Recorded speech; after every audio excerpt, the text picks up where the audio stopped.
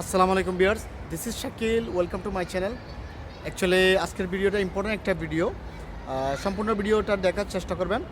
আসলে আমাকে অনেকেই কমেন্ট করেন ভিসা আপডেট নিয়ে, আরব আমিরাতের কী অবস্থা, বর্তমান পরিস্থিতি নিয়ে। তো অনেক সময় আমি আসলে ফ্রি থাকলে মেসেজগুলো রিপ্লাই করতে পারি, অনেক সময় কাজের মধ্যে থাকলে রিপ্লাই করতে পারি না বলে আমি দুঃখিত।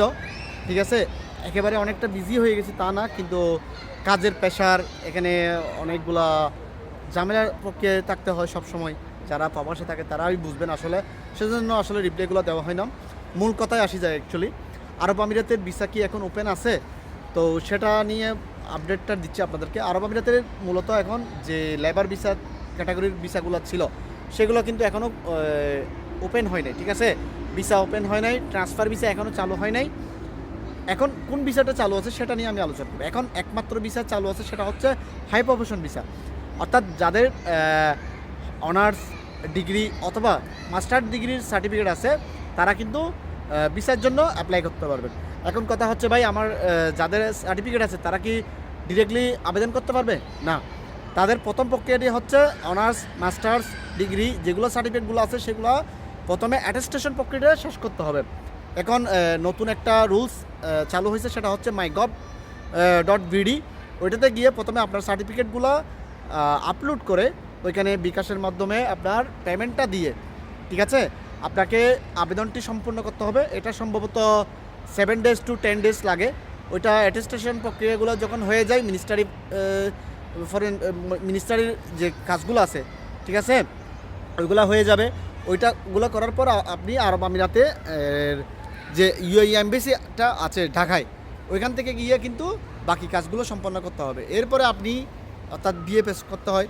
তারপরে আপনি কাজগুলো প্রক্রিয়াগুলো শেষ করে এগুলো কীভাবে করতে হয় আপনি অনলাইন থেকে একটু গেড়ে নেবেন।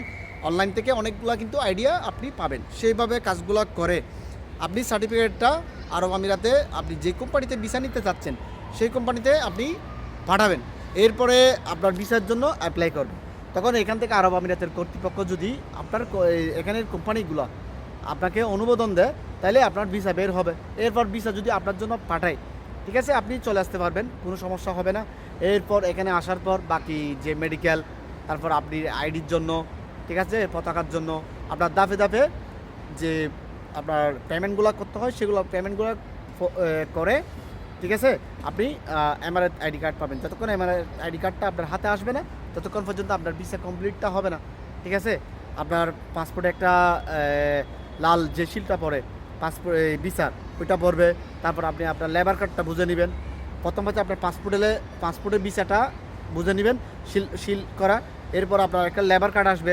তারপর আপনার আসবে কি এই এমআরএফ আইডি কার্ড। এগুলো যদি আপনার আসে তাহলে আপনার ভিসা একদম কমপ্লিট হয়ে গেল।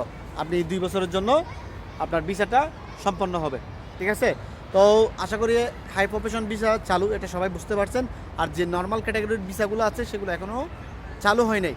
সেগুলো কখন চালু হবে সেটার কোনো আমাদের কাছে নিউজ নাই, এবং যখন আরব আমিরাত সেটা কর্তৃপক্ষ সেটা অ্যাপ্রুভাল দেবে তখনই বুঝতে পারবো যে আমরা এখানে ভিসা চালু হয়েছে। তারপর ট্রান্সফার ভিসা বন্ধ, যে ক্যান্সেল ভিসাগুলো ক্যান্সেল হচ্ছে, অনেকে এক কোম্পানি থেকে অন্য কোম্পানিতে ক্যান্সেল হয়ে ট্রান্সফার করতে চাচ্ছে, ওইগুলো বন্ধ।